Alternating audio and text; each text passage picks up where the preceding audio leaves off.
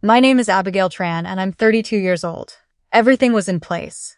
The offer letter, the relocation package, the apartment deposit already wired to a landlord in Vancouver.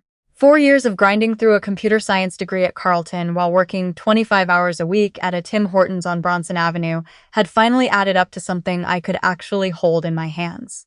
The job was a junior software developer position at a mid-sized tech firm in BCC. Not glamorous. Not six figures, but mine. Entirely, completely mine. I had applied to 47 companies over 8 months. I had rewritten my resume 11 times. I had done so many video interviews in my childhood bedroom with a ring light propped against a stack of textbooks that I started dreaming in 90-second elevator pitches. When the offer came through on a Tuesday afternoon in March, I sat in my car in the parking lot of the grocery store where I'd just picked up a shift and I read it 4 times before I believed it. $63,000 a year. Benefits after 3 months. A moving allowance of $2,000. I called my best friend from high school. I cried. I laughed. I drove home and made myself a proper dinner for the first time in what felt like months. I told my family that evening at the kitchen table. My mother set down her chopsticks. My father looked at the offer letter I had printed out and then looked at me and said nothing for a long moment. My younger brother, who was 17 and generally unbothered by everything, shrugged and said it sounded cool. That was best moment, the shrug. The last uncomplicated thing that happened for a while. My mother spoke first. She said she was happy for me. She said it in the tone she uses when she is not happy at all, but has decided that saying so directly would require more energy than she currently has. My father asked how far Vancouver was. I told him. He said that was very far. I agreed that yes, it was. Then the dinner continued, and I thought, naively, that the hard part was over. It wasn't. The next 3 weeks were a slow accumulation of pressure that I kept trying to interpret as concern rather than what it actually was. My mother started mentioning, in passing, that my grandmother's health had been declining. This was not new information. My grandmother had been managing a heart condition for 2 years and had good days and bad days, but suddenly every conversation circled back to it. Grandma had a hard night. Grandma needs someone to drive her to her Thursday appointment. Grandma asked about you. I drove my grandmother to her Thursday appointment. I sat with her for 2 hours and held her hand, and she told me she was proud of me and that I should go to Vancouver and not look back. She said that last part firmly, like she meant it as an instruction. I told my mother what my grandmother said. My mother said that was very sweet, but that Grandma didn't fully understand what it would mean for the family if I was gone. I asked what it would mean. My mother said that I was the one who knew how to deal with the insurance forms when they came in. I was the one who communicated with the school about my brother's accommodations. I was the one who drove my father to his physiotherapy twice a month since his knee surgery.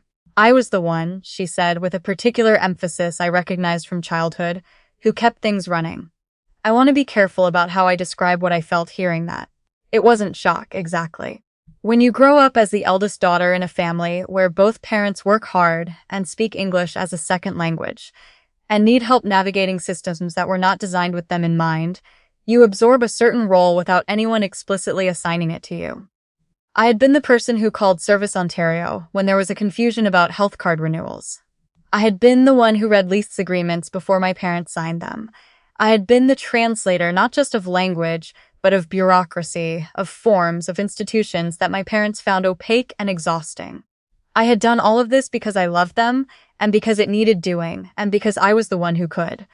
But I had also spent 4 years working toward the moment when I could hand that role to someone else, a professional, a social worker, a system, anyone, and step into my own life.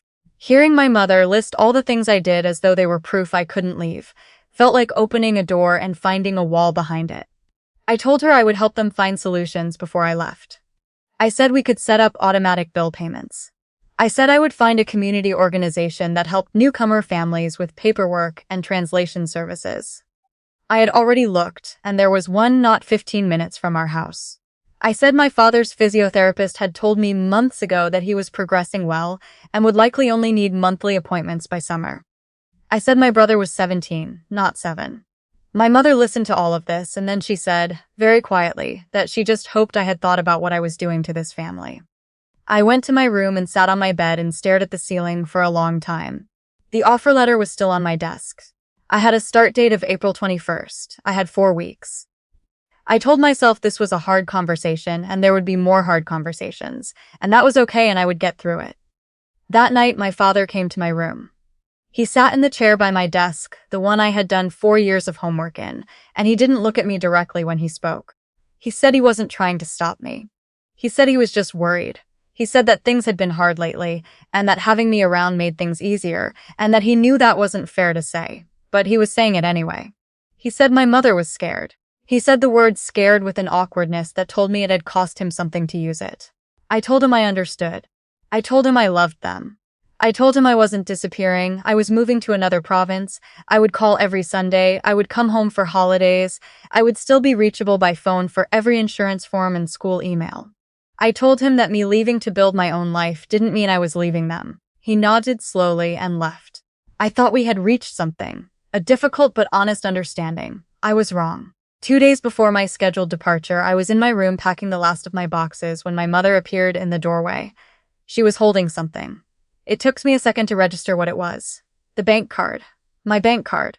Specifically, the card linked to the joint account my parents and I had opened when I was 16 and had never fully separated because it had seemed complicated and unnecessary. And then suddenly it very much was not. I had been using that account for my direct deposit from the grocery store, for my Tim Hortons shifts, for the past 4 years of saving. Everything I had. The moving allowance from my new employer hadn't come through yet. My security deposit was already gone. The money I had left, just over $4,000, was in that account. My mother set the card down on my dresser very carefully, as if she were placing a period at the end of a sentence. She said she had spoken to the bank. She said that because it was a joint account and her name was on it, she had requested a temporary hold on withdrawals pending a review. She said she had told them there was a dispute. She said word for word that she was sorry, but she needed me to understand how serious this was. I stood in the middle of my half-packed room and I felt the floor tilt slightly beneath me. Not metaphorically, physically. A kind of vertigo that I associate now with the particular shock of realizing that someone you love is capable of something you genuinely did not think they were capable of. I asked her what she thought she was doing. She said she was making sure I had time to think. I asked her to please reverse whatever she had done. I told her I had a start date. I told her I had a moving truck booked. I told her my new landlord was expecting a certified check for first and last month's rent, and that if I didn't show up with it by the 22nd, I would lose the apartment and possibly the job. She said that perhaps that would be for the best. I have replayed that sentence a lot over the past year. Perhaps that would be for the best. Said in a tone that was not cruel, which somehow made it worse. Said by a woman who had worked overnight shifts at a packaging facility for 11 years to give her children options. Said by someone who I believe genuinely thought she was protecting something by saying it. I don't think my mother is a villain. But I think she did something that morning that she should never have been able to do, and that she did it because she thought she could. I did not eat that day. I didn't tell my brother what had happened. I went to my room and closed the door, and I sat there trying to figure out what to do. The moving truck was booked for the morning after next. My start date was in 4 days. I had a phone and a laptop and no access to my money, and a mother who had, in a single conversation, made it clear that she was prepared to delay my life indefinitely until I agreed to stay. On the second night, I stopped crying and started thinking. I got up, I opened my laptop. I looked up the Financial Consumer Agency of Canada. I looked up the legal rights of joint account holders in Ontario. I looked up what a bank is and is not permitted to do when one account holder requests a hold. And what I found, at 11:30 at night, sitting cross-legged on a bedroom floor, covered in half-taped boxes, was a door I hadn't known was there. Because what the FC website told me very clearly was that a joint account holder cannot unilaterally freeze another holder's access to funds. Both parties have equal legal access. A bank should not have complied with a one-sided request to restrict my withdrawals. What my mother had told them, and what they may have done, was not legally sound. I had rights that nobody had taken from me, not even the person whose name was also on the account. I wrote down exactly what I needed to say. I practiced it quietly in my room like I was preparing for an exam. The next morning, I took the bus downtown. I walked into the branch manager's office, and I explained the situation without raising my voice once. I told her that I was a co-holder of the account. I told her that I had not authorized any restriction on my access. I told her the name of the agency whose regulations she was required to follow. I told her that if my access was not restored immediately, I would be filing a complaint with the FCAC before end of business that day, and consulting a financial rights lawyer the following morning. The branch manager was a woman in her 50s with reading glasses on a chain, and an expression that shifted noticeably when I said the word complaint. She excused herself for 4 minutes. When she came back, she told me the hold had been a misunderstanding, and that my full access was restored effective immediately. I thanked her. I walked out. I stood on the sidewalk outside that bank branch on a cold April morning and felt something I don't have a precise word for. Not triumph exactly. Not relief, not yet. Something quieter. The feeling of having discovered, at 32 years old, that I was more capable than the version of myself that had been sitting on that bedroom floor the night before. I went straight from the bank to a walk-in legal clinic on Elgin Street that I had found the previous night. They had a free consultation service for exactly these kinds of situations. Financial disputes between family members, particularly those affecting a person's ability to work or relocate. I sat across from a paralegal named, and I remember this clearly because I almost laughed when she introduced herself. A woman who looked exactly like my grade 4 teacher and had the same no-nonsense energy about her. She listened to everything I told her. She didn't interrupt. When I finished, she pulled out a legal pad and wrote down 3 things. First, she said that what my mother had asked the bank to do was not within her rights as a joint account holder, and that the bank had in fact erred in complying even temporarily. Second, she said that if my mother attempted anything further to interfere with my employment, relocation, or financial access, I had grounds to seek a formal legal remedy. Third, she said that I had the option of sending a formal letter to my parents, not threatening, but informational, outlining exactly what my legal rights were as an adult, and what actions would and would not be permissible going forward. I asked her to help me write it. We spent 40 minutes on that letter. Every sentence was precise. It cited the relevant sections. It was not angry. It was simply a document that said, in language my parents would not be able to dismiss or misread, "This is what I am entitled to. This is what you cannot do, and I am asking you to respect both." She told me that I was handling this with a lot of composure. I told her that I had been preparing for a conversation like this my entire adult life without knowing it, which was true in a way I hadn't understood until I said it out loud. The letter was delivered to my parents by registered mail the following morning. I know they received it because my father signed for it. I was not home when it arrived. I had moved my last few boxes into the truck the previous evening, and I had slept on my friend's pull-out couch in the glebe, which was where I was when my father texted me at 9:47 in the morning. The text said, "Call me." I called. He picked up on the first ring. He sounded different than I expected. Not angry, quieter than usual, which for my father is very quiet indeed. He said that he and my mother had read the letter. He said they understood. He said, and I could hear how much this cost him, because my father is a proud man who has spent 30 years not saying things that needed to be said, that they did not want any trouble. He said my mother was sorry. He did not say she had told him to say that, but I knew she had. He asked if I was okay. I told him I was. I told him I would call on Sunday. I told him I loved them both. He said he knew. That was the end of the conversation. 3 minutes and 40 seconds. I remember because I looked at my phone after I hung up. I drove the moving truck myself, 14 hours across Ontario and into Manitoba, and eventually across the Rockies over 2 days, with my best friend riding shotgun, and a playlist we had been adding to since we were 15. We stopped at a rest area in the middle of Saskatchewan at 2 in the morning, and got out and stood in the dark, and I have never in my life seen that many stars. My friend said something like, "You're really doing it," and I said yes, and neither of us added anything to that because there wasn't anything to add. I arrived in Vancouver on a Thursday. The landlord met me at the apartment with the key.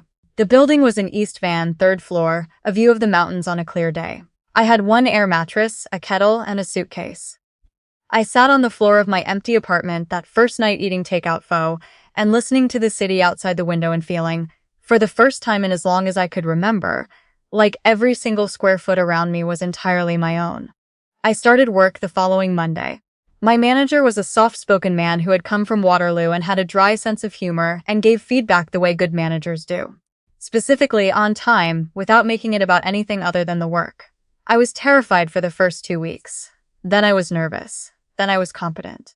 Then, somewhere around month 3, I was good at my job. Actually good. The kind of good where your teammates start asking you questions instead of the other way around. I called home every Sunday. The first few were stilted. My mother asked careful questions about the weather and the grocery stores near my apartment.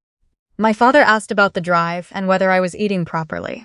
We were all performing a version of normal, while the real conversation sat in the middle of us, like something none of us had agreed yet to look at directly. It took about 2 months before it started feeling less like performance. My mother asked one Sunday about my benefits package and whether it covered dental. She said that was good.